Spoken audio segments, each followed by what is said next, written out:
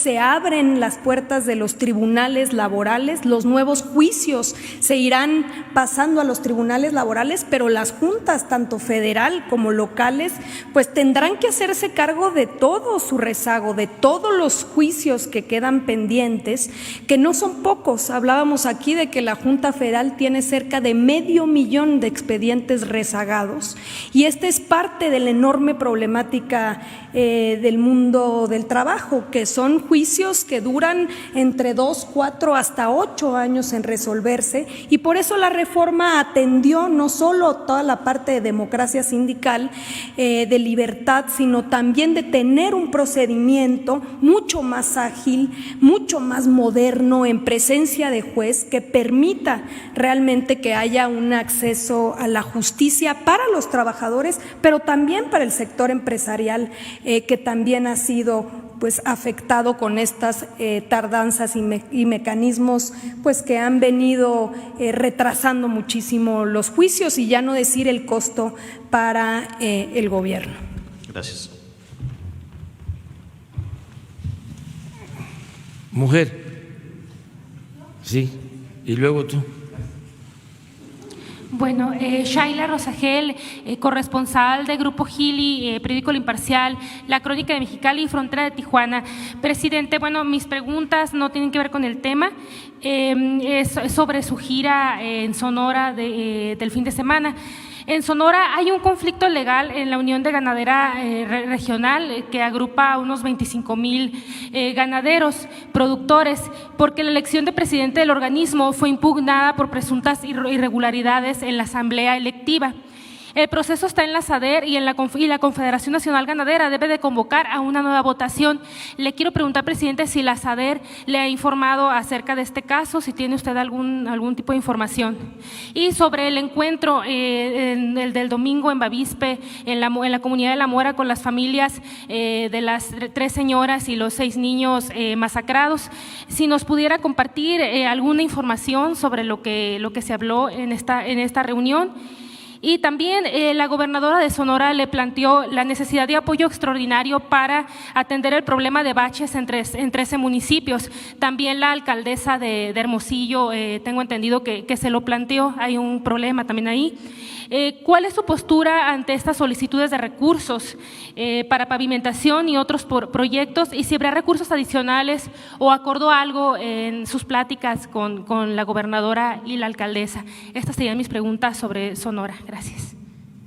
Bueno, estamos en el tema, pero respondo y luego lo que está pendiente y regresamos a lo general. Y respondo porque tú eres una periodista profesional y además mereces todo nuestro respeto.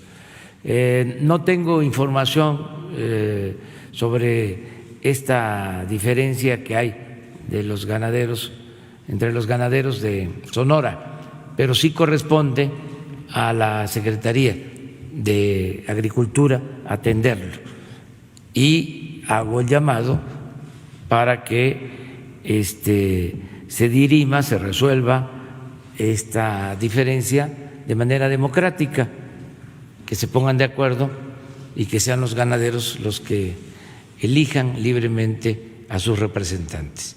Estoy seguro que el secretario de Agricultura va a actuar. Acerca del encuentro con los familiares de las víctimas en Bavispe, ya informamos, platicamos con ellos, fueron representantes de la Fiscalía General de la República, están avanzando las investigaciones, hay detenidos en este caso. Quedamos en reunirnos de nuevo en 2 meses y yo voy a regresar en 4 o 6 meses a Bavispe. Vamos a darle seguimiento a este caso y vamos sobre todo a mantener la relación con los familiares de las víctimas. Lo quisiera yo hacer en todos los casos, estar cerca de todos los familiares de víctimas no lo puedo hacer porque son bastantes mis ocupaciones y también lamentablemente, desgraciadamente, todos los días tenemos casos muy tristes. Ayer perdieron la vida 4 miembros de la Guardia Nacional, uno por un balazo y 3 se ahogaron en un canal en Reynosa. De los 3 ahogados, una mujer. Desde aquí expreso también mi profundo pésame.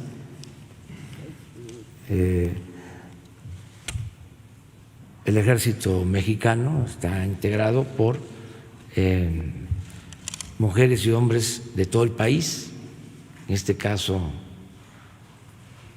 uno de los fallecidos de Zongolica, Veracruz, otro de Acapulco, otro de una comunidad de Michoacán, la mujer de Zapopan, de Jalisco.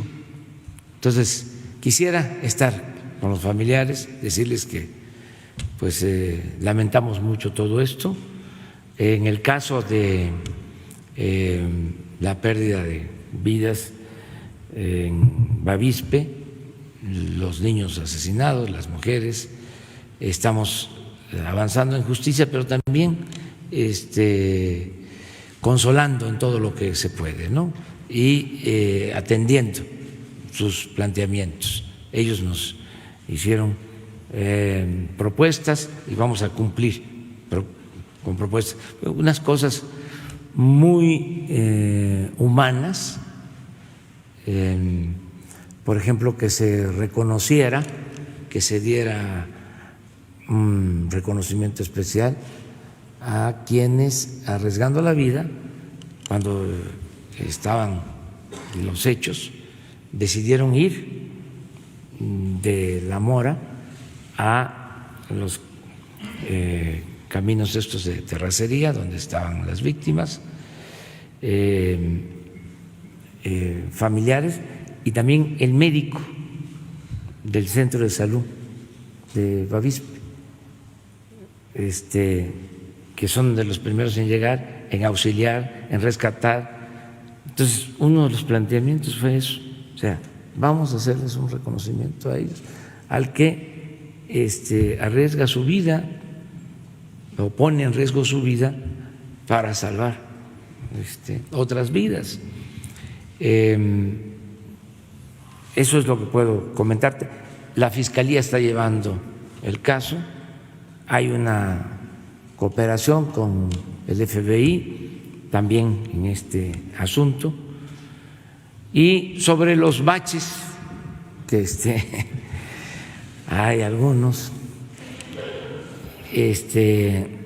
la presidenta municipal de Hermosillo ya está en comunicación con el director de Banobra, porque no tienen recursos los ayuntamientos. Parte de la crisis o de el fracaso del modelo neoliberal se refleja en la insolvencia, la falta de presupuesto de gobiernos municipales, gobiernos estatales, que están endeudados, a veces no tienen ni para pagar la nómina. Entonces, en una ciudad como Hermosillo, grande,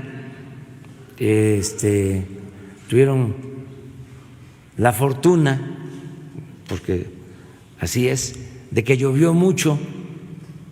No van a padecer este año de falta de agua, pero esa lluvia le hizo mucho daño a las calles y no tienen presupuesto para tapar los baches. Entonces se les va a ayudar en la medida de lo posible para que tengan estos recursos. porque los cuestionan mucho. Yo le decía a la presidenta municipal de Hermosillo que informara cómo encontró el presupuesto, que sus deudas, sí, que eso es lo otro también, sí, que deben de seguir, o mejor dicho, en algunos casos, hacer un esfuerzo de austeridad, sí, porque también la gente se molesta mucho si hay baches y andan los presidentes municipales, hombres o mujeres, en caravanas, si ya compraron carros nuevos, pues eso no les gusta a la gente. Presidente, ¿será para los 13 municipios, o sea, que le plantearon? Sí. ¿O nada Es más? que no son 13 municipios, desgraciadamente, así hay muchos municipios, o sea, del país, son cerca de 2.500 municipios en el país, en todos hay carencias. Vamos ahora a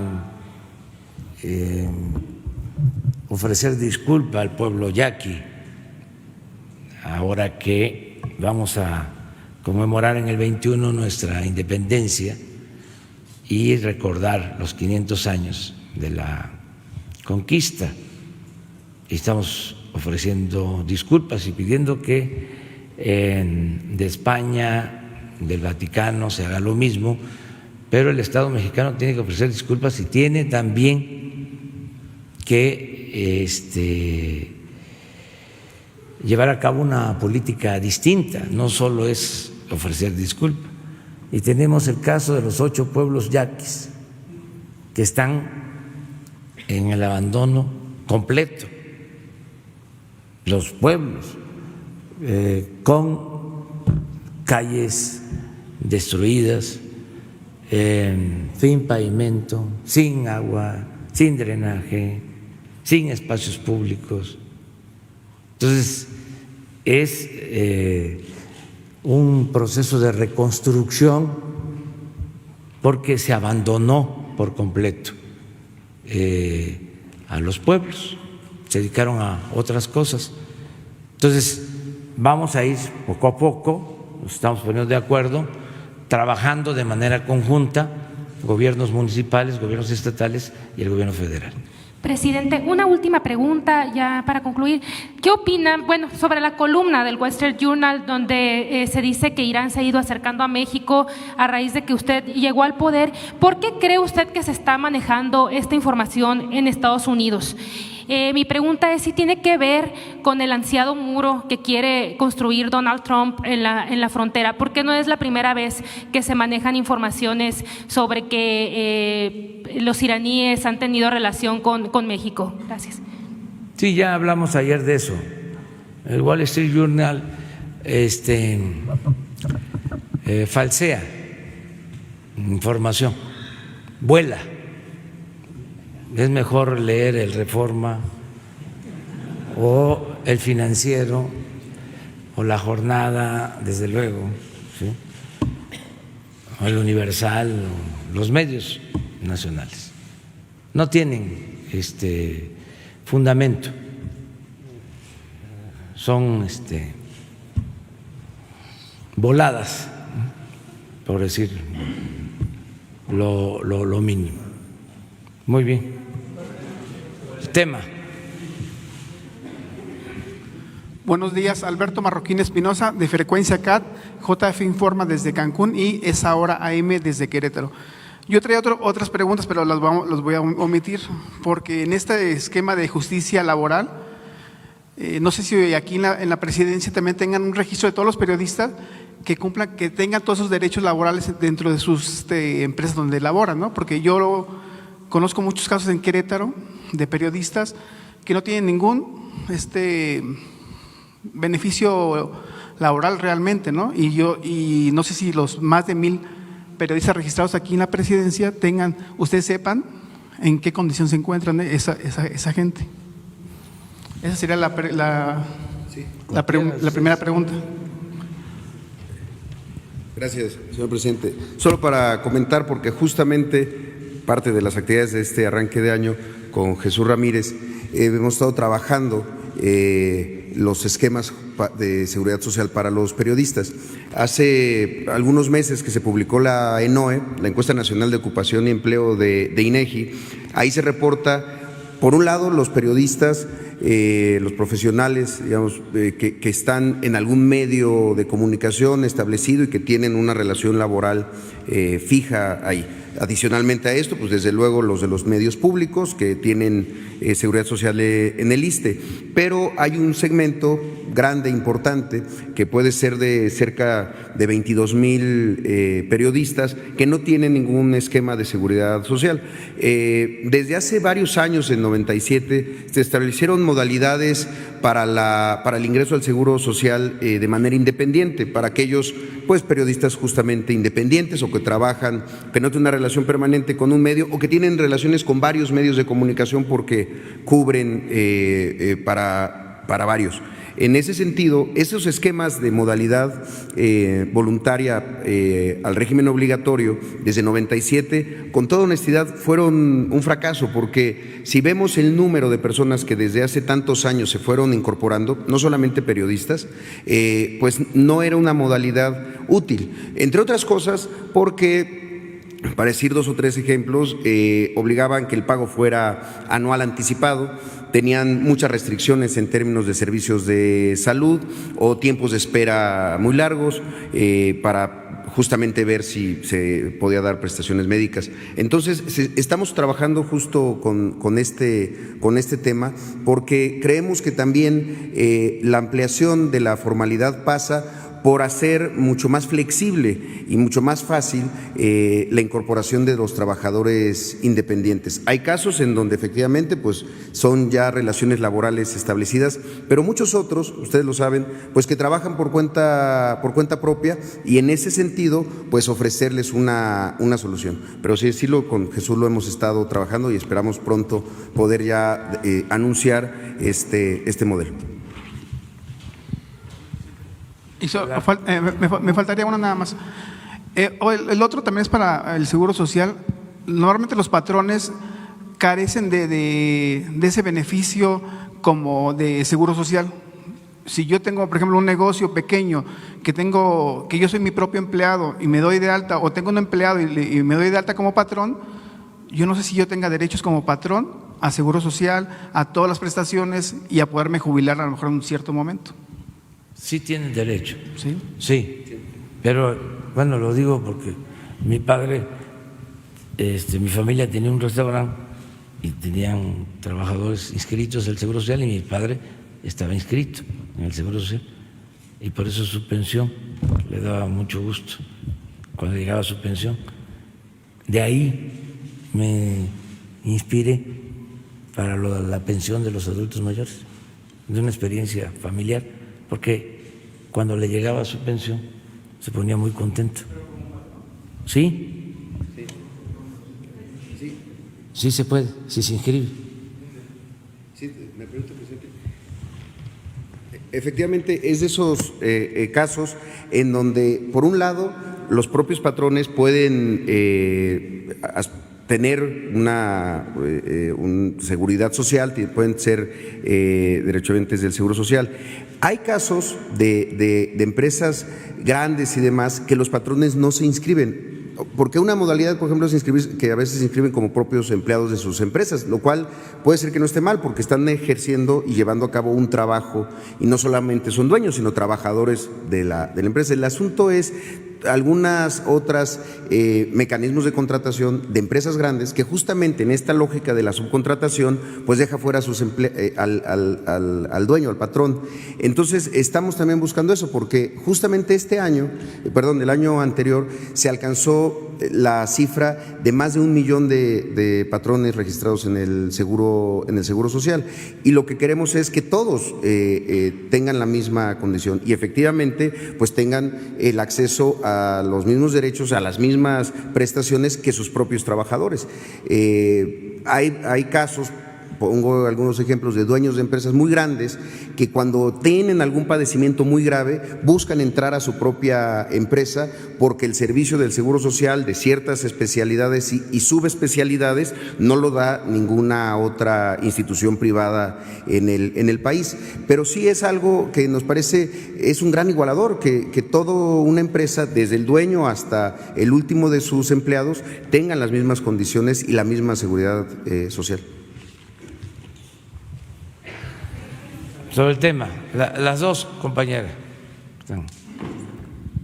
Gracias, presidente. Para puntualizar sobre el tema del outsourcing, si entonces el gobierno federal tomó la decisión de combatir estas prácticas ilegales y perseguirlas como delincuencia organizada, es decir, ¿es así?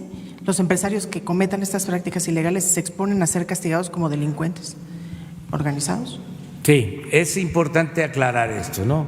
Aunque el procurador fiscal va a precisar la cuestión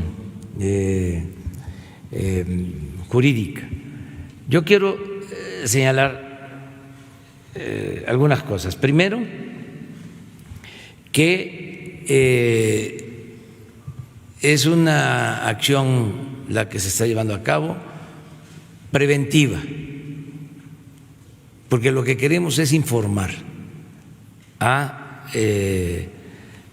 trabajadores y a patrones, de manera especial a los patrones, que se enteren de que ya hay una nueva legislación y que pueden ser sancionados, porque no todos saben que ya se llevaron a cabo estas reformas y que ahora estas prácticas se consideran delito grave y significa, en el caso de que resulten responsables, ir a la cárcel sin derecho a fianza. Entonces, es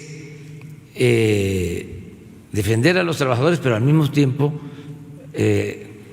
informar a todos los mexicanos.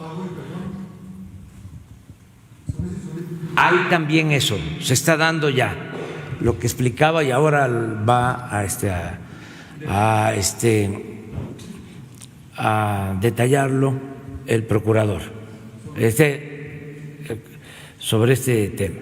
Pero aquí también lo importante es que sus impuestos, los pagos al Seguro Social, al Infonavit, ya no son malversados.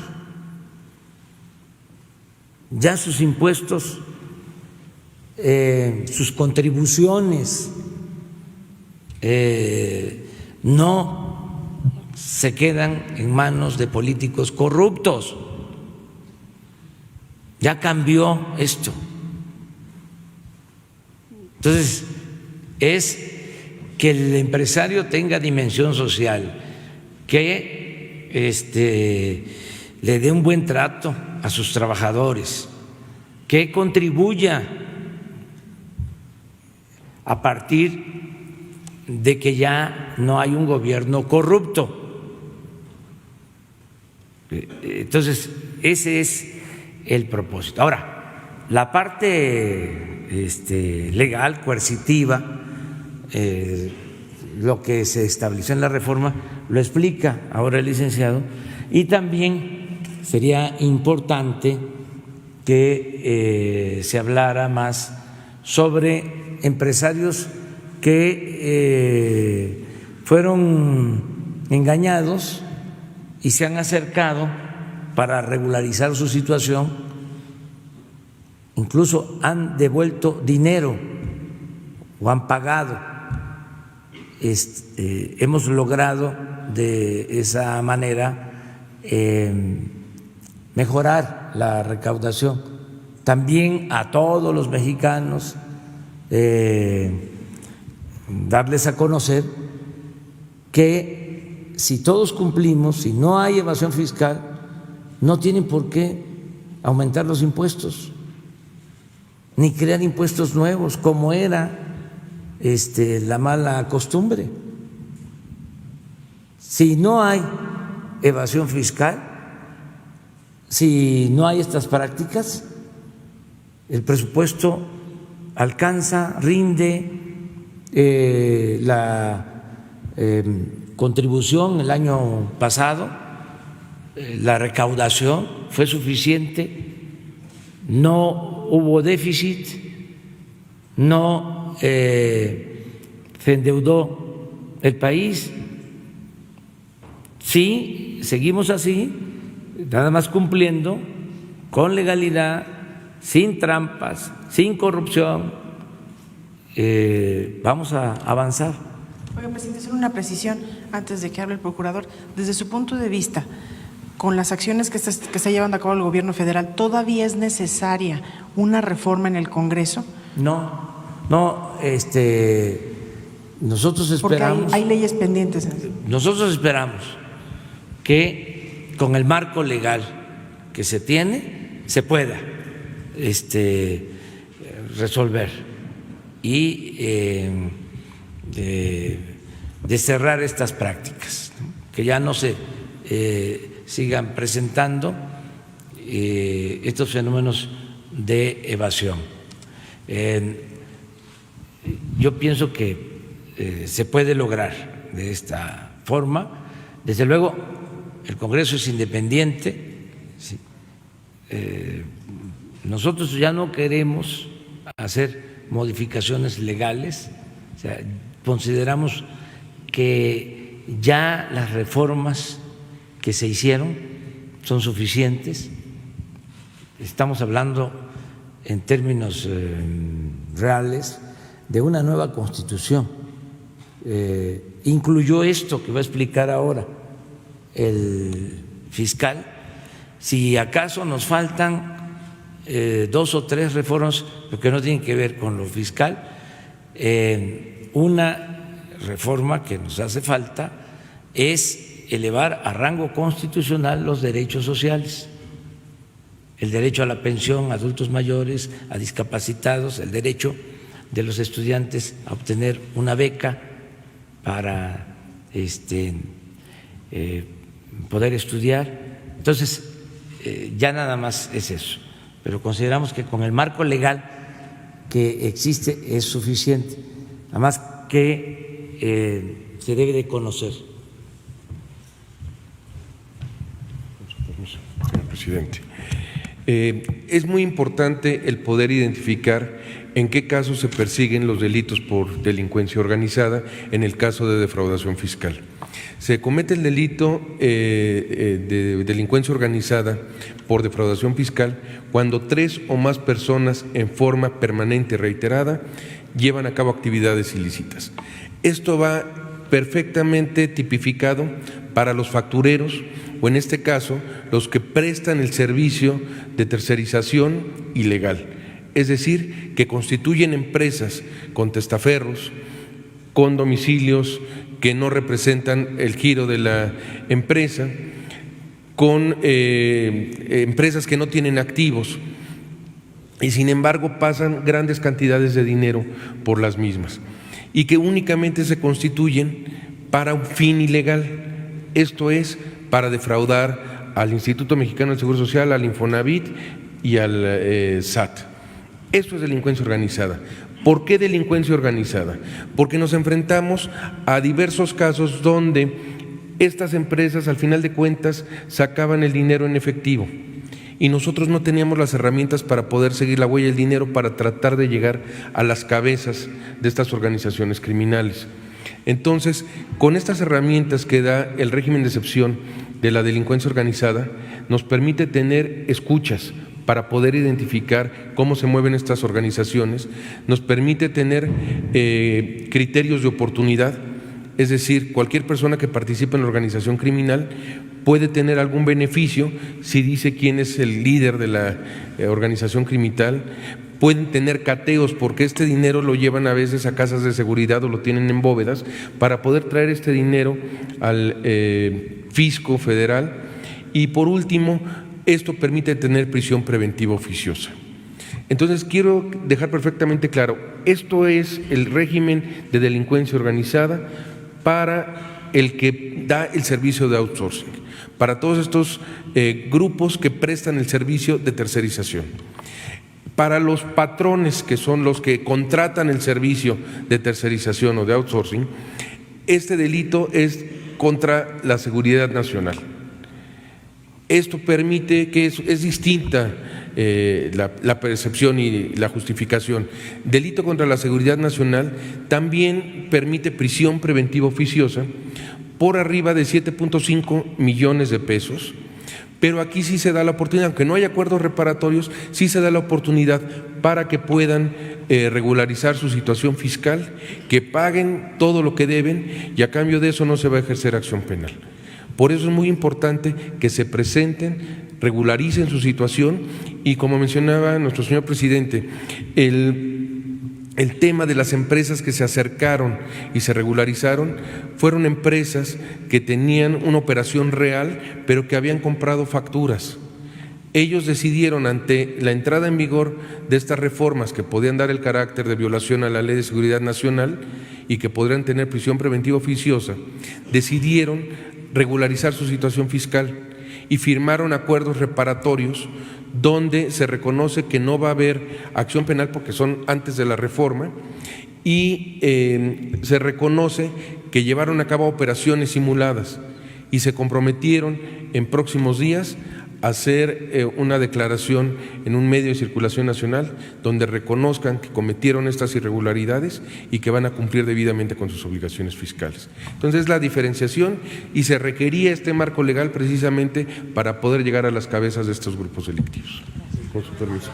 Presidente, solamente quería preguntarle sobre un tema. Si usted estaría de acuerdo en que se hiciera una reforma legal en el Congreso para que no prescribieran los delitos cuando se trata de abusos contra menores, como los casos que hemos visto que se han registrado en la Congregación de Legionarios de Cristo, porque prescriben los delitos, los sacan, digamos, de la iglesia, pero no hay sanción, no hay cárcel.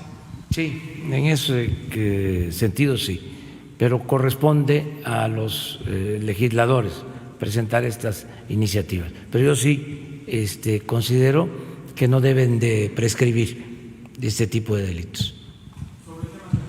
Nada más es la compañera. Buenos días, presidente. Buenos días a todos, mis compañeros también. Lourdes Piñasoria de Barlovento informa contra viento y marea. Es sobre el mismo tema. El pasado 4 de diciembre, en el Senado de la República, Ricardo Monreal dijo que se abriría un parlamento para discutir el tema de las outsourcing. Finalmente sí hubo una modificación en abril, pero parece que se tiene que profundizar todavía más en el tema. ¿Cuál será la posición que el Ejecutivo llevará a estos parlamentos abiertos en torno a los outsourcing? Gracias. Bueno, lo que aquí se está exponiendo, yo creo que va a ser de mucha utilidad para los legisladores si ellos tienen ese propósito de hacer una reforma en esta materia. Nosotros estamos en la mejor disposición de comparecer y de acercarles toda la información para que ellos decidan con independencia. Cuando hablo de comparecer, no es el titular del Ejecutivo.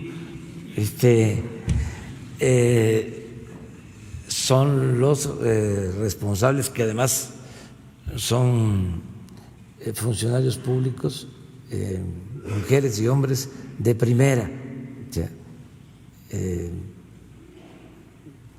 Estoy muy contento porque los que atienden estos casos y en general los servidores públicos del gobierno son profesionales, honestos y están entregados de tiempo completo, ¿no?, a servir al pueblo. ¿Pero cuál sería la posición concreta? ¿Habría alguna exposición en este foro abierto? ¿Cuál sería la posición del Ejecutivo en ese sentido? Pues en su momento se define y ellos que están trabajando de manera conjunta organizadas podrían hacer un documento y presentarlo como un marco de referencia con elementos para que sean los legisladores los que deciden. Y si me permite una segunda pregunta, fuera del tema de outsourcing, es sobre reforma política. Tiene que ver con el Instituto Nacional Electoral. ¿Usted no considera que es prudente que este segundo año de gobierno haya una propuesta de reforma político-electoral en función de que hay partidos que siguen cobrando grandes cuotas derivado de los votos que obtienen? Y bueno, pues hay gran inconformidad de parte de los ciudadanos de los montos que reciben los partidos políticos. ¿No es tiempo de que haya una reforma político-electoral, presidente? Gracias. Sí, yo pienso que hay que seguir insistiendo en que se reduzca el presupuesto a los partidos, a la mitad, como se presentó una iniciativa que, como es reforma constitucional, no pasó porque hubieron partidos que votaron en contra. Pero eso hay que volverlo a presentar, porque en efecto es mucho el dinero que manejan los partidos y ya son otros tiempos. Nunca debieron manejar tanto dinero, ni los organismos electorales, que además no demostraron eficacia, al contrario, fueron cómplices de fraudes electorales y costó muchísimo mantener esas instituciones, esos aparatos. Y lo mismo en el caso de los partidos. Entonces, sí, se debe seguir insistiendo en que se reduzca el monto del dinero que se entrega a los partidos. Lo de la reforma, sí, general, político-electoral, yo pienso que no es tan necesario, porque se le han pasado también haciendo reformas electorales. Cada sexenio una nueva reforma electoral. Y hasta se intensificaba el fraude. Cada vez que había una reforma, más fraude.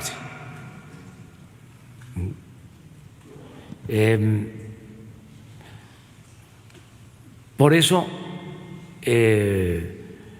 pienso que lo más importante es el que se disminuya el presupuesto a los partidos, porque eso va a significar ahorros importantes, dinero que se debe de utilizar para atender las necesidades de la gente, y con el marco legal actual es suficiente para que no haya fraude,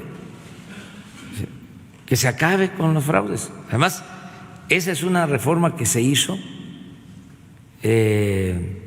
de gran importancia.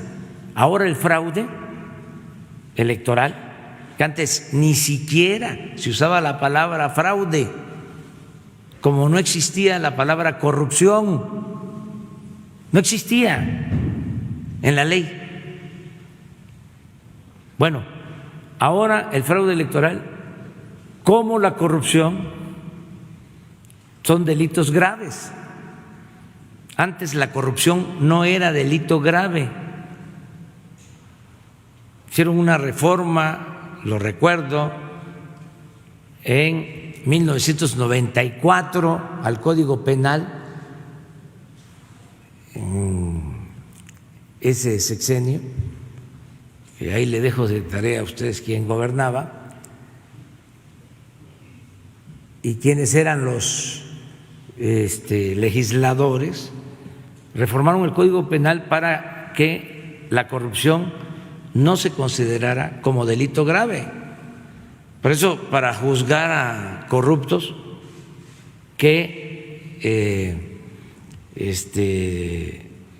exhibían como chivos expiatorios para simular, los tenían que acusar de lavado de dinero, porque el lavado de dinero no permitía el derecho a fianza, la corrupción sí. Lo mismo en el caso del fraude electoral. Por primera vez en, todo el tiempo de vida independiente de nuestro país, se considera al fraude electoral como delito grave. Entonces, sí el Instituto Electoral, sí el Tribunal Electoral, sí la Fiscalía Electoral quieren poner orden y acabar con el fraude, tienen todos los elementos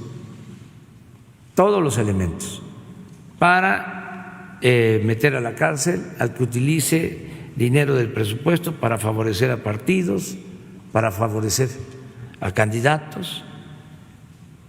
Pueden ir a la cárcel los que repartan despensas, frijol con gorgojo.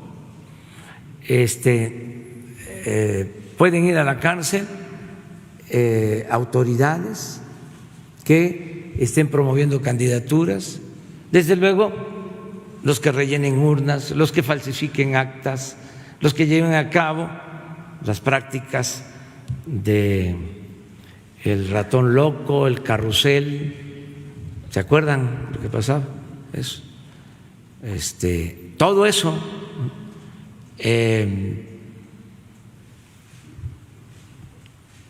ya es delito grave. Entonces, no hace falta una gran reforma política electoral.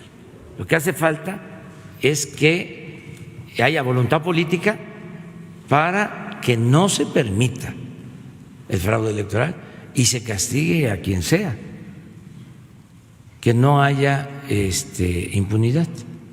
Muy bien. Gracias, presidente. Vámonos con lo general.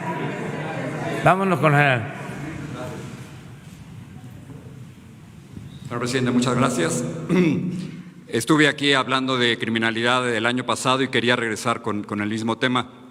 Usted decía que el tema de la criminalidad se iba a controlar y que iba a haber resultados. Sin embargo, México está cada vez más violento y usted es el presidente con las peores cifras de criminalidad desde la revolución. De diciembre del 2018 a noviembre del 2019 han sido asesinados 34.579 personas, homicidios dolosos, homicidios violentos. Este año, el primer año de usted, es peor que cualquier año de Peña Nieto, de Calderón, de Fox, de Salinas, de Zedillo, de todos los presidentes. Lo mismo ocurre con los secuestros. Su primer año de gobierno hubo más secuestros que cualquier otro año de la época reciente. Entonces, y todo esto está basado en cifras de su propio gobierno, señor presidente. Mi pregunta es, ¿cuándo va a haber resultados? Usted el 22 de agosto dijo que ya no iba a culpar a las administraciones pasadas, lo ha seguido haciendo, pero ¿cuándo va a haber resultados? ¿Está dispuesto a cambiar su estrategia de seguridad? ¿Y por qué no cambia a su gabinete de seguridad que no le ha dado buenos resultados? ¿Por qué los tiene ahí? Eso sí calienta. Pero Jorge, nos da mucho gusto. Mira, que estés aquí. No, sí. Y yo le agradezco esta oportunidad. Sí, es un tema que aquí tratamos todos los días. Es una asignatura pendiente, es un problema que no hemos podido resolver. Tiene una explicación, no una justificación. Se dejó crecer mucho el problema de la inseguridad, de la violencia. No se atendieron las causas.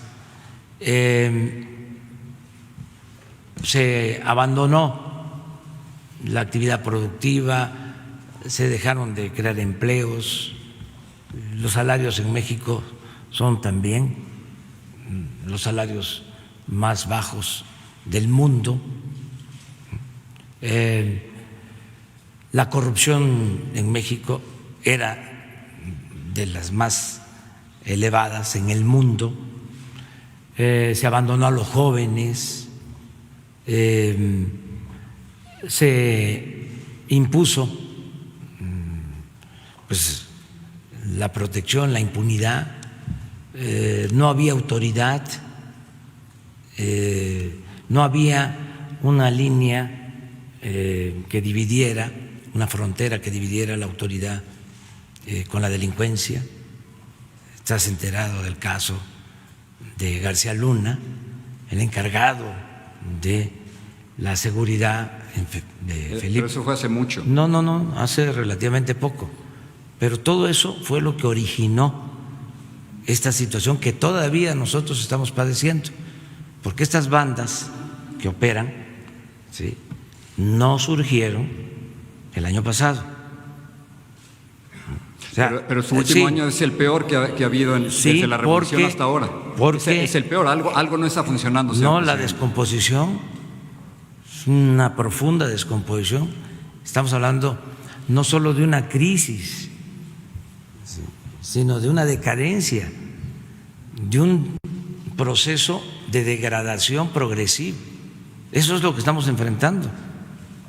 Por eso la transformación. Pero te quiero comentar algo sobre esto.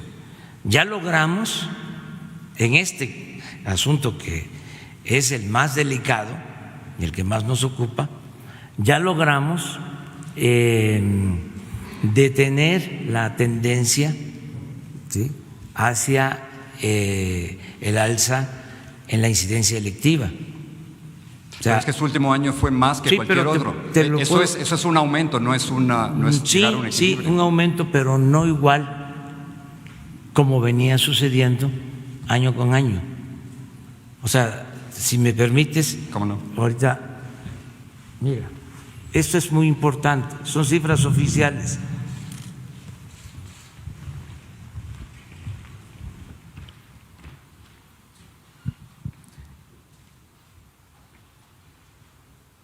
...2015 nada más. Mira la tendencia.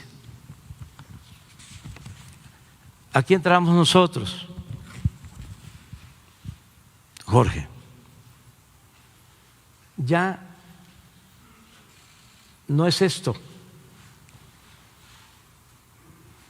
es esto. Sí, pero sigue aumentando. Quizás el problema es ese. El 2018 hubo 33.743 asesinatos. En su gobierno hubo 34.579. Sí, las cifras del 2019 ya vienen y vienen muy fuertes. Sí. Vienen precisamente al alza. Sí, pero mira, aquí el incremento 2.9, 2.3, 0.7, 0.1. Estoy hablando de incremento. Estamos ya consiguiendo controlar la tendencia hacia el aumento en estos delitos. Pero 34.000 muertos no es ningún éxito, señor presidente. No. Están muriendo 4 mexicanos por hora en lo que va a durar esta conferencia de prensa. No. Van a haber muerto 4 o 6 mexicanos. Sí, es que es muy delicado el problema. Y no hay solución. Muchos mexicanos. Va a haber solución. ¿Cuándo? Pronto. Yo estoy comprometiéndome. ¿Pero cuándo es pronto? El día 1 de diciembre, Jorge, terminamos de sentar las bases de la transformación del país. Este año, ¿sí?, van a haber resultados. En esto que es el tema más difícil que hemos enfrentado. Cierto. Tenemos muchas ventajas, por eso estoy optimista. Sí, y además nos vamos a seguir encontrando y aquí vamos a ver si tuvimos resultados o no, si se resuelve este problema que tanto preocupa a la gente y que nos preocupa también a nosotros. Aquí nos vamos a estar viendo. Tenemos ventajas Una ventaja es que estamos atendiendo, por eso no cambiamos la estrategia, porque no estamos haciendo lo mismo que hicieron los que llevaron a esto. O sea, no estamos optando solo por el uso de la fuerza, es una estrategia distinta. Pero no veo el optimismo cuando tiene las peores cifras desde la revolución, señor presidente. Ese es el problema. Usted tiene un mensaje, una narrativa positiva, nunca, y la realidad es otra. No, pero mira, nunca en la historia de México, hablando de antecedentes, nunca en la historia de México se había llevado a cabo el saqueo que se produjo durante el periodo neoliberal. Nunca habían saqueado tanto a México los traficantes de influencia, los hombres de negocio, los políticos corruptos, ni siquiera en los 3 siglos de dominación colonial se había saqueado a México como se saqueó en el periodo neoliberal. Entonces, por eso mismo, como nunca, dices tú, desde la revolución, ¿sí?, se habían presentado estos hechos lamentables de violencia. Entonces, porque la violencia pues no surge de la nada, ¿sí? Los mexicanos no somos malos por naturaleza, ningún ser humano, nadie nace malo, son las circunstancias las que llevan a esta Usted promete resultados este año. Claro, el día 1 de diciembre, y insisto, tenemos ventajas. Primero, porque estamos atendiendo las causas, porque se abandonó al pueblo, se dedicaron a saquear y el pueblo se empobreció. Primero, estamos atendiendo las causas que originan la violencia, porque en nuestra concepción, si hay paz, esta es fruto de la justicia. La paz es fruto de la justicia. Ese es nuestro principio fundamental. Si la gente tiene trabajo, si son atendidos los jóvenes, si alcanza el salario, si no tenemos problemas de desintegración en las familias, si se fortalecen los valores culturales, morales, espirituales, vamos a serenar al país. Sí, nadie quiere que le vaya mal, pero que haya resultados. Eso, va a haber resultados, Okay. Por eso. Gracias. Pero espérate, te voy a aclarar todavía 2 cosas más de las que tenemos ventaja. Tenemos ventaja porque ya no se permite el contubernio entre autoridades y la delincuencia, como era antes. Y tenemos también como ventaja el hecho de que estamos trabajando todos los días, de 6 a 7 de la mañana atendemos esto. Yo recibo del parte de los delitos cometidos en las últimas 24 horas. ¿Cuántos homicidios? ¿En dónde se cometieron? ¿No tienen el de ayer? El dato de ayer de homicidios. Falta el 2019 que lo van a entregar pronto, supongo, en los próximos días. Sí, pero te hablo del reporte diario. Sí, pero no pones, sí, bueno, 62 ayer. Mira dónde.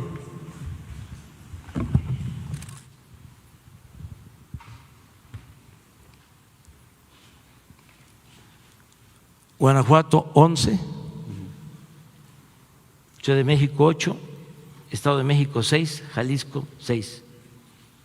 En estos 4, 50% de los 62. Tenemos el problema que lo hemos tratado aquí.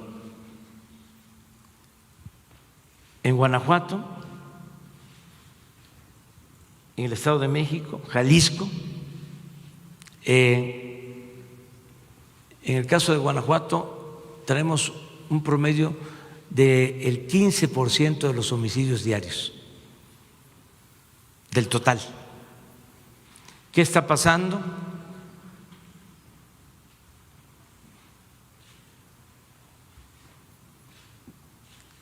La mayor parte de estos homicidios, la mayor parte, crimen organizado.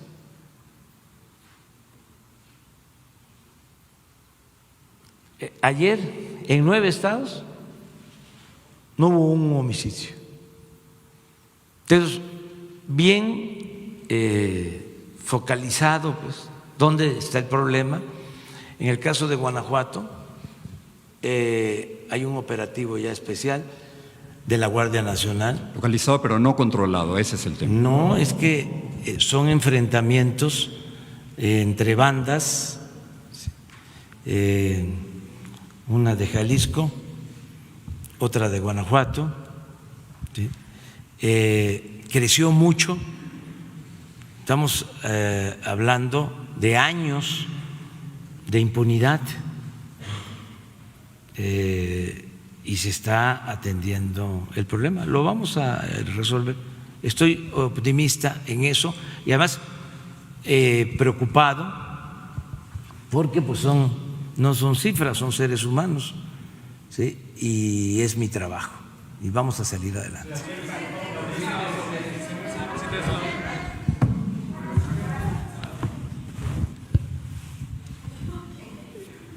Presidente, buenos días. Marco Antonio Olvera, del Diario Digital Bajo Palabra. Si no me equivoco, mañana usted asistirá al municipio de Tlaulilpan, en el estado de Hidalgo, para colocar la primera piedra sobre las personas fallecidas como consecuencia del huachicol, que pues, obviamente se dedicaban a robar. ¿Cuál ha sido el ritmo de la entrega de apoyos a las personas que se dedicaban al huachicol en baja escala, por así decirlo? Porque al gobernador del estado de Hidalgo parece que ahora se le dispararon las cifras de robos de casa habitación, robo de animales en engorda y robo de automóviles, consecuencia de que ahora las personas que se dedicaban al huachicol han dejado, se dedican a otro negocio.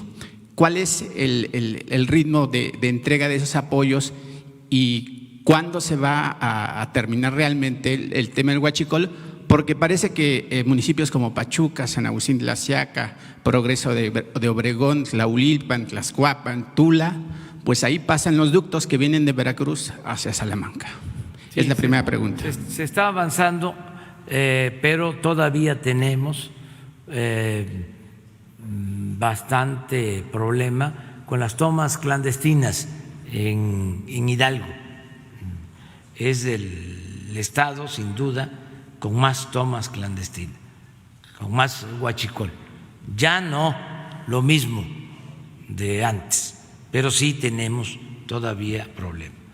El viernes, pasado mañana, vamos a presentar aquí un informe que tiene que ver con esta desgracia en Hidalgo, porque el sábado se cumple un año de esta tremenda desgracia. Entonces, vamos a informar el viernes, como el sábado no tenemos conferencia, el viernes se va a informar qué se está haciendo con los familiares de las víctimas y qué acciones se están llevando a cabo. Y la segunda pregunta, presidente. Tlaulilpan, sí. Y la segunda pregunta es correlacionada a la Secretaría del Trabajo. Los trabajadores de la cementera Cruz Azul en Hidalgo también enfrentan un grave problema con Billy Álvarez, donde los trabajadores de la cementera acusan de que se siguen violentando sus derechos como cooperativistas y obviamente también dueños de la empresa. El día lunes, aquí en Palacio Nacional, fue recibido Billy Álvarez por Rafael Marín. Según mis fuentes en Palacio, aseguran que el empresario vino a ofrecer servicios de la cementera para la venta de cemento a fin de que participe en la construcción del tren transísmico interoceánico en el istmo de Tehuantepec. ¿Cómo combatir a esos empresarios que violentan los derechos de los trabajadores y quieren trabajar con el gobierno federal cuando la bandera de su gobierno es no a la corrupción, presidente? Bueno, en el caso del transísmico todavía no se otorgan los contratos, no hay contratos. Puede ser que pues todos estén haciendo gestiones o presentando propuestas en las licitaciones, pero todavía no se define nada. Además, aquí pueden venir todos, pero eso no significa que va a haber protección para los que cometan delitos. No hay impunidad ya en el gobierno. Y también yo no puedo acusar a nadie sin tener elementos, sin tener pruebas. O sea, no podemos hacer eso. Y hay, como este caso de Cruz Azul, muchos otros casos. Está el caso del Grupo México con los sindicatos y existen disputas y cuestionamientos. Tenemos diferencias hasta en el ESME, y esto entre los mismos trabajadores o dirigentes, pues para no meter a los trabajadores, que hay grupos. Entonces tenemos que buscar la conciliación y no tolerar, eso sí, corrupción. O sea, nosotros no protegemos a nadie, por eso nos tiene sin cuidado, ¿no?, el que piensen hacer negocios en el gobierno, porque ya eso se terminó. O sea, no se actúa de manera ilegal, no hay componendas, no hay relaciones de complicidad con nadie, ¿sí? Pero si una persona que tiene una controversia con otro grupo, o sea, que está siendo cuestionado por otro grupo, viene aquí a una oficina del Palacio, pues está en su derecho. No quiere decir, ¿sí?, que se le proteja. Tampoco podemos nosotros ver mal a nadie, pues, mientras no haya un delito. Y esto lo decide el Ministerio Público y lo decide la Fiscalía y lo deciden los jueces, ¿no? Eso es lo que puedo comentar. Una última pregunta para el doctor Santiago, si me lo permite, por favor. Doctor.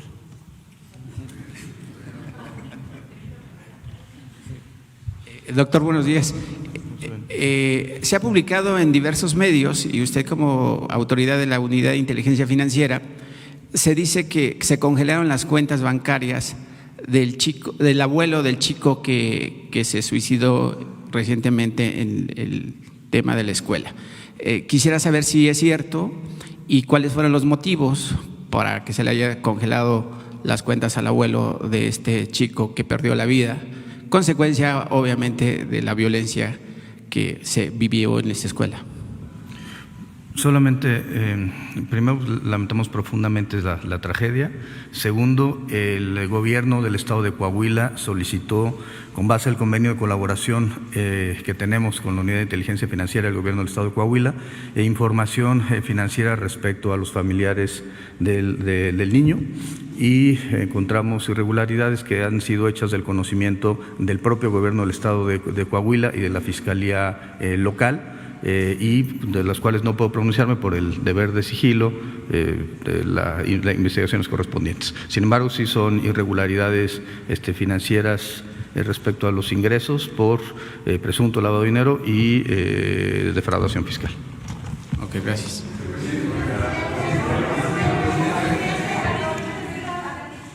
Bueno, va, ustedes dos. Buenos días, presidente Hans Salazar. No, sí. No, ya, sí. Ella. Hans Salazar, ZMG, Noticias. Mañana va a ser atrás.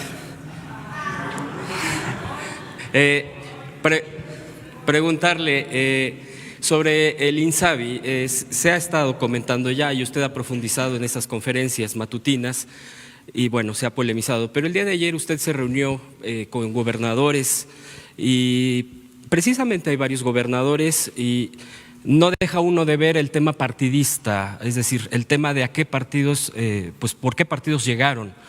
Y ellos han incluso ya declarado y lo han oficializado que están en contra y que no van a aceptar de ninguna manera el INSABI y se quedan con el esquema anterior, aunque ya no exista como tal el Seguro Popular que usted ya ha anunciado. ¿Cómo es la forma de ayer llegó algún tipo de previo acuerdo, de plática, principalmente para no perjudicar la salud de los mexicanos, la salud con este programa ambicioso que usted ha declarado y que usted ya ha comentado, cuál es la intención, cuál es la finalidad, que se ha terminado con el huachicoleo de la compra de medicamentos, etcétera?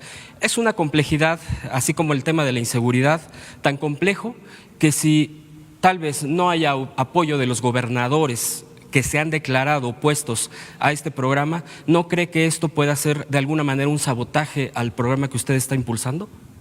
Sería mi primera pregunta. No, la comida de ayer fue para agradecer a los gobernadores su apoyo, su colaboración, en refrendar nuestro compromiso de actuar con respeto a la soberanía de los estados y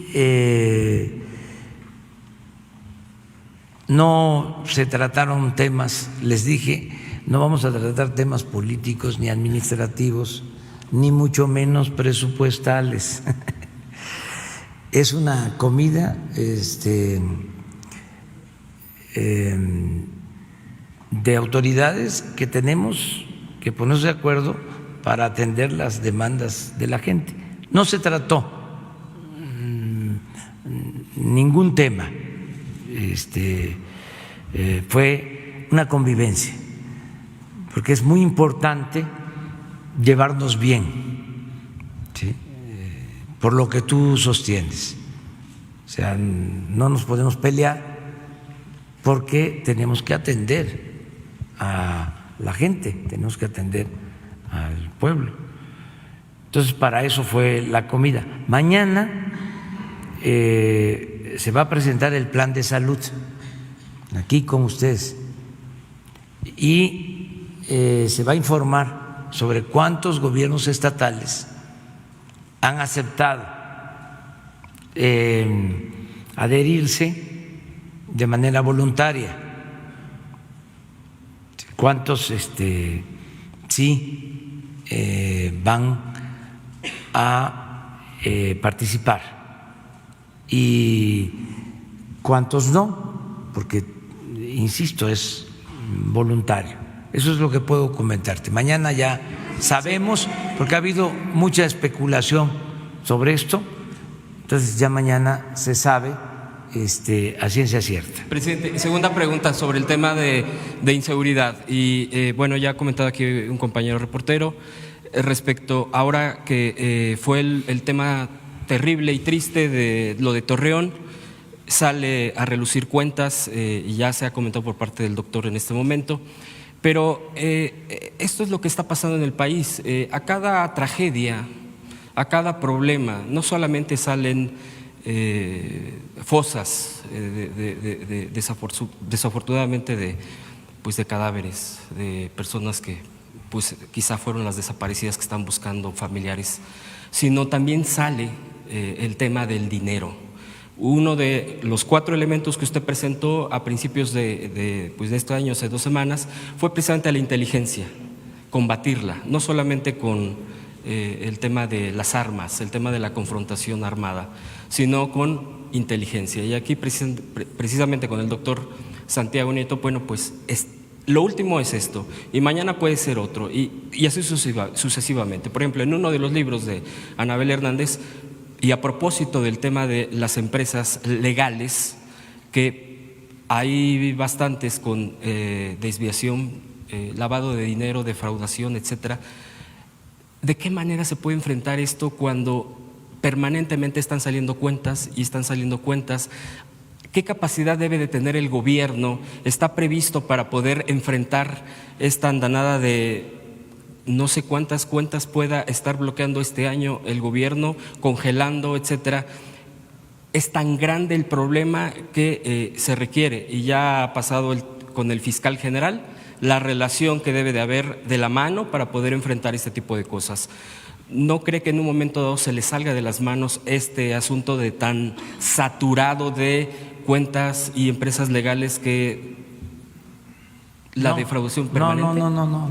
No, yo creo que estamos actuando bien, la estrategia es adecuada, porque no se permite la corrupción y no hay impunidad, y se están atendiendo las causas que originan la inseguridad y la violencia.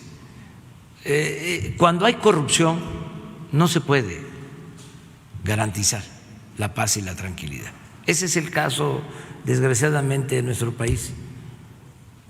Imperaba la corrupción, gobernaba la delincuencia, así de claro y contundente y probado, gobernaba la delincuencia. Entonces, ya no. Ese es un cambio importantísimo. Pero es muy importante que no gobierne desde arriba. Es muy importante. Si gobierna la delincuencia, es pecho a tierra. No hay ninguna defensa, ninguna protección, no hay salvación. Entonces, es muy importante el que se tenga autoridad moral y se pueda de esta manera enfrentar el flagelo de la violencia. Por eso no vamos a ser rebasados, nunca, al contrario, se va a aplicar la ley, se acaba la impunidad y vamos a ir avanzando, y lo dije en Bavispe y lo he venido diciendo desde hace mucho tiempo.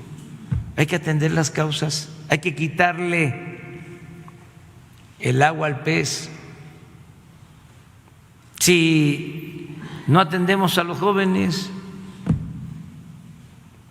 pues va a existir siempre un gran ejército de reserva para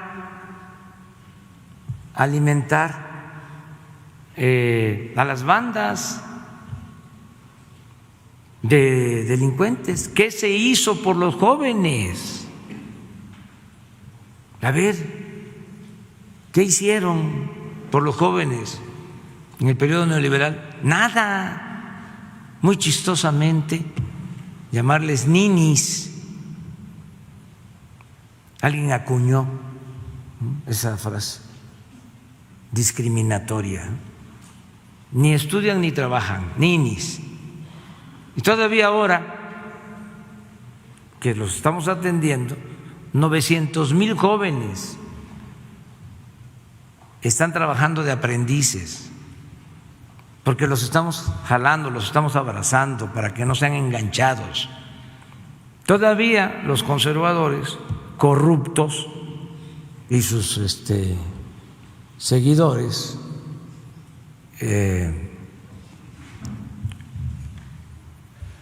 irreflexivos, insensatos, dicen que eso es paternalismo, que cómo se le va a estar pagando a los jóvenes, o sea, se les va a estar pagando sin trabajar a los jóvenes. lo que no es cierto, porque se están capacitando. Entonces, esto demuestra que hay una política distinta en todo y vamos a tener resultados. Y de los miles de millones que se están congelando, ¿se destinarían eventualmente al tema del bienestar, que sería el otro factor? Sí, directamente. Claro. Sí, todo lo que logremos va a ser para el bienestar del pueblo. Por eso se creó el instituto para devolverle al pueblo lo robado. Todo sería canalizado a través de todo. Ayer hablaba yo de la venta del avión presidencial. Se venda a una persona. Estamos incluso haciendo trámites con otros gobiernos. ¿Qué queremos? Sí. Que nos paguen con equipos de rayos X, con ambulancias para los hospitales, con tomógrafos. Lo que no tienen los hospitales, yo quisiera que, bueno, ya lo sabe la gente, ¿sí? Los sistemas de rayos X muy antiguos, inservibles.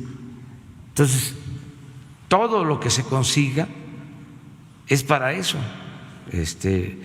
para regresar al pueblo lo que indebidamente se robó, y vamos a crear el mecanismo para hacer las gestiones en el gobierno estadounidense y en otros gobiernos para que se devuelva lo que tienen los políticos corruptos en Estados Unidos o los delincuentes comunes. Claro, el tema de García Luna y el tema de el que estaba de gobernador en Chihuahua, sí, porque son propiedades, ¿sí? En Estados Unidos son departamentos, residencias, o sea, aquí y allá. ¿Sí? Quedaron ellas dos. Si nos vamos a seguir encontrando mañana también y pasado mañana. Gracias, buenos días. Isabel González. Ahorita te contesto. Gracias, buenos días. Isabel González, de Grupo Imagen. A propósito justamente del Instituto para devolverle al pueblo lo robado, presidente, han pasado ya varios meses de la detención de este conocido y afamado abogado Juan Collado. ¿Qué ha pasado con sus cuentas, con sus bienes? ¿Ya se encuentran en proceso para pasar al Instituto para devolverle al pueblo lo robado? Me gustaría saber el estatus, en qué momento nos encontramos de eso, y también aprovechar para tocar el tema del ministro en retiro, Medina Mora. Ayer, evidentemente, Comunicación Social de Presidencia nos dio la carta que ya conocíamos, que se le hizo llegar por parte del ministro a usted, y la que se dio a conocer al propio Saldívar. Con base en la resolución del Instituto para la Transparencia, habla de las causas graves que llevaron a Medina Mora a retirarse o a renunciar del cargo. ¿Usted conoció de manera verbal o escrita esas causas graves que expuso Medina Mora para llevar a cabo la decisión que llevó a cabo, o no, o si se las comunicó el ministro presidente de la Corte? Bueno, en el caso del abogado, la investigación está en la Fiscalía General. El caso del exministro Medina Mora, conforme a la Constitución, me presentó a mí su renuncia, y en la renuncia se expresa que va a atender asuntos legales. La Fiscalía tiene 2 averiguaciones en proceso sobre este asunto. No puedo decir más porque no me corresponde. Ya dimos a conocer la carta, que esto es lo que motivó su renuncia, su retiro, y yo lo informé, lo notifiqué, como lo establece la ley, al Senado, y el Senado aprobó. Ya sobre los delitos, es la Fiscalía, tengo la información de que son 2 averiguaciones las que están abiertas. Pero el ministro presidente de la Corte no le comunicó nada sobre… No. Entiendo la restricción legal del debido proceso y que todavía se está investigando, que es presunto responsable Medina Mora, pero nada más dejar claro si usted conoce esas causas graves o se infiere que es a partir de esas averiguaciones. Son las averiguaciones, básicamente. Y yo creo que la Fiscalía, que ya informó, podría de nuevo aclarar sobre qué tipo de investigación está llevando a cabo. ¿Por qué me lo pide? O sea, él establece… ¿Por qué no pones la carta de renuncia? Pero la Constitución dice que debe aceptar los motivos graves para turnarlo al Senado. Pero en la carta no se detallan cuáles son los motivos graves, solo son 2 párrafos y no se detalla… Sí, pero ya con eso… Son entonces las averiguaciones. Sí, corresponde al Senado decidir. O sea, yo recibo, de acuerdo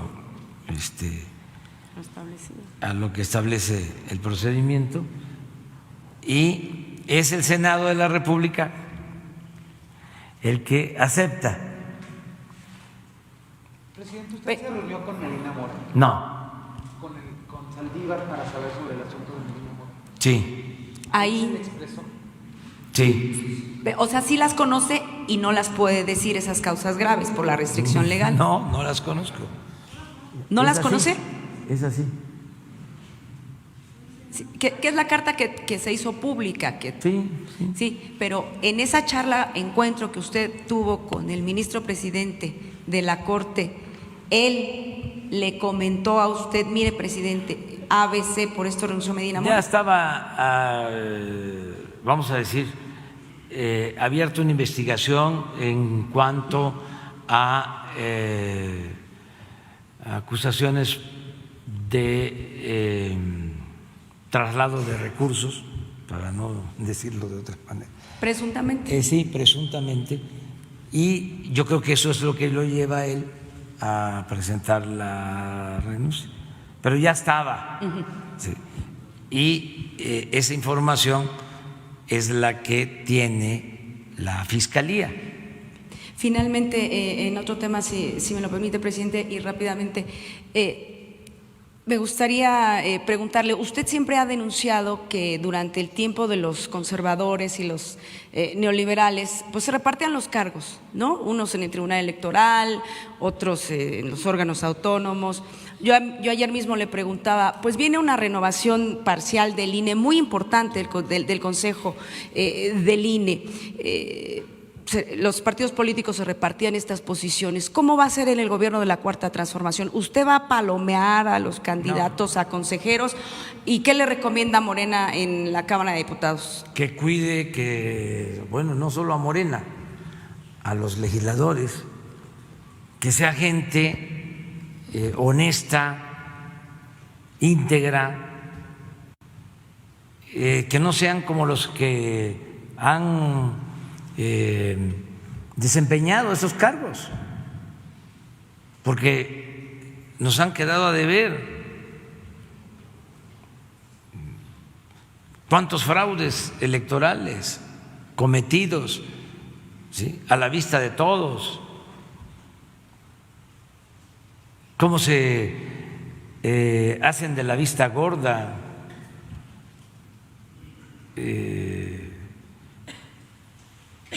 magistrados electorales, consejeros del Instituto Electoral. No les comentaba yo, hay tantas anécdotas y hechos, ¿no?, de corrupción. Cuando llevaron a cabo el recuento en la elección del 2006, que fue fraudulenta, porque se impuso al que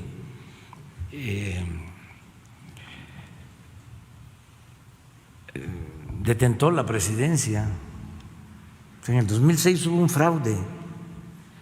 Entonces están en el recuento y resulta de que faltaban boletas. Y una magistrada del Tribunal Electoral asegura que faltaban boletas porque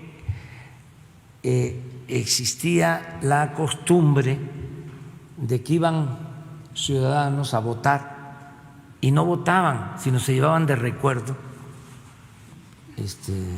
la boleta. Ajá. Pero eso está documentado, como está documentado que de Los Pinos, ¿sí?, salían los mensajes de la guerra sucia en contra de nosotros.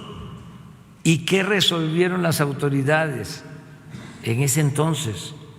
De que en efecto en Los Pinos estaba la oficina para manejar toda la propaganda en contra nuestra, existía, pero que no se podía medir si eso había incidido en el resultado electoral. Ese tipo de cosas, pues, y muchas más. Entonces, ¿qué les recomiendo, pues, a los legisladores? Pues que escojan, que elijan gente íntegra, ¿sí?, honesta, demócratas, ¿sí?, no gente convenenciera, arribista, oportunista, chambistas, que lo único que les importa, pues, era en aquel tiempo, pues todavía hay unos que están amparados, pero se rayaban algunos hasta 300,000 pesos mensuales de sueldo. Entonces, esa es la recomendación. Y si hay mucha gente honesta, mucha gente íntegra. Oiga, nada más, en el caso de los asilados ecuatorianos que van a estar en nuestro país, su manutención corre a cargo del gobierno mexicano, ¿verdad? Sí, como es. Ok, de acuerdo al derecho de asilo. Buenos días, presidente. Jocelyn Gutiérrez de Político.mx. Retomando un poco de la reunión que sostuve con gobernadores y donde hablaron de seguridad y el trabajo en conjunto, nos gustaría preguntar, ayer los gobernadores del PAN señalan que van a presentar una propuesta para que opere el INSABI. En este caso, ¿usted estaría dispuesto de revisarla y en caso de aceptarla, pues ponerla en pie? Es que no es conmigo, es con la ley. Es que la Constitución, que no se cumplía desde hace 25 años, establece en el artículo 4 el derecho del pueblo a la salud. Y la nueva ley de salud establece la gratuidad. Es decir, el mexicano tiene el derecho a la atención médica y a los medicamentos gratuitos. Sobre esto vamos a hablar mañana, sobre este plan, y se va a garantizar ese derecho. Y hay resistencias porque para los conservadores, yo creo que en México, sin duda, pero también en el mundo, todo debe privatizarse. conservador tiene como pensamiento dominante el que la educación se tiene que pagar, la salud se tiene que pagar. Nosotros tenemos una concepción distinta. Ni la salud ni la educación son privilegios, son derechos. El Estado está obligado a garantizar la educación pública gratuita, de calidad, en todos los niveles escolares. Y lo mismo en el caso de la salud. Entonces, eso para ellos es inaceptable, es un asunto ideológico, pero ya está en la Constitución, ya está en las leyes y además es voluntario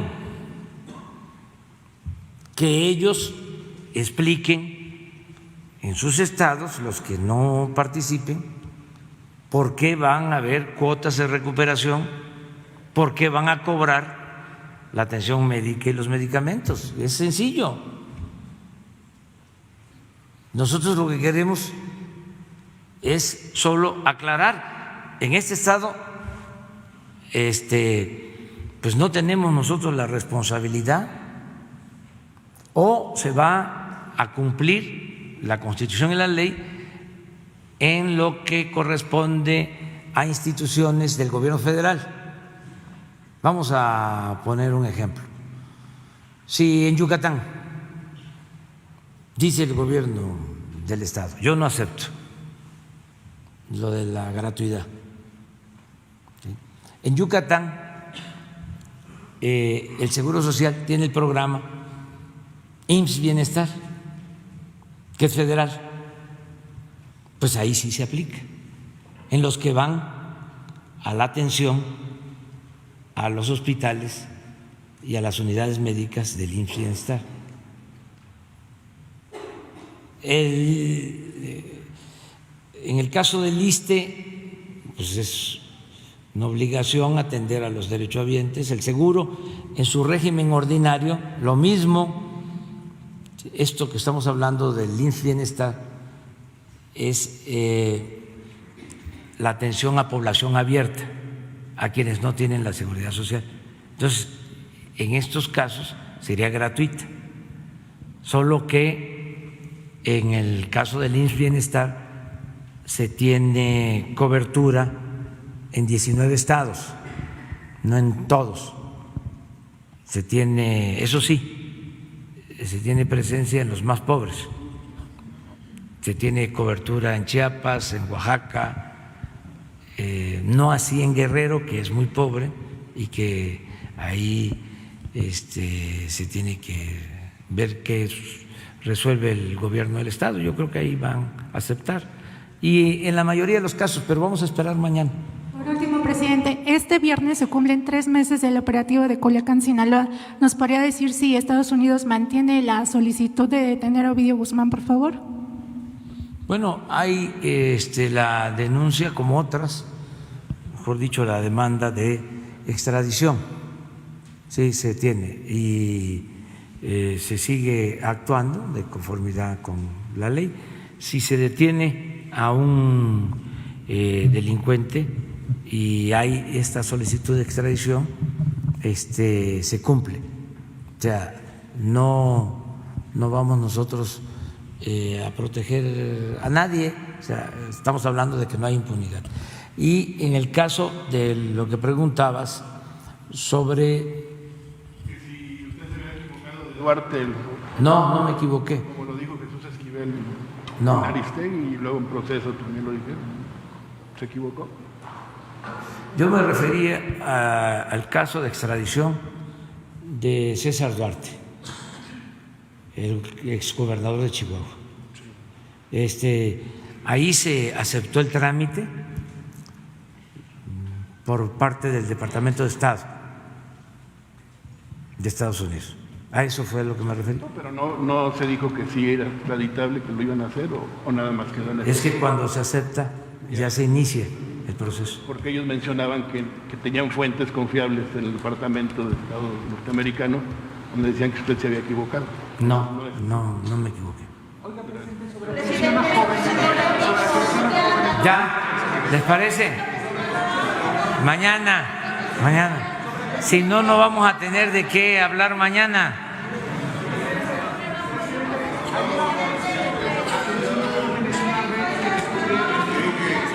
Mañana. Jorge.